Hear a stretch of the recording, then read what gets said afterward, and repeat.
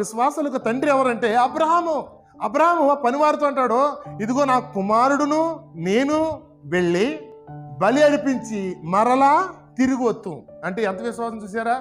అంటే మేము వెళ్తున్నాం కానీ నేను ఒక్కనే తిరిగి వస్తాను అంటలేదు, మరలా నా కుమారుని తీసుకుని తిరిగి వస్తానన్న విశ్వాసం. అయితే అక్కడ బలి ఇవ్వడానికే ఖచ్చితంగా యథార్థంగానే నా కుమారుడికి లాస్ట్ ఇంక అయిపోయింది, ఇక్కడ ముగిసిపోయింది, చాప్టర్ క్లోజ్ అని బలి ఇవ్వడానికే తీసుకెళ్తున్నాడు. మరలా దేవుడు గొర్రె పిల్లలు ఇస్తాడు అనుకోలేదు, ఏమనుకోలేదు. కానీ దేవుడు మరి ఆ మాటకు విధేయత. ఇవాళ మనము అలాంటి పరిస్థితులు వచ్చినా కూడా చిత్తము నా ఏలిన వాడనే వారం ఉన్నామా?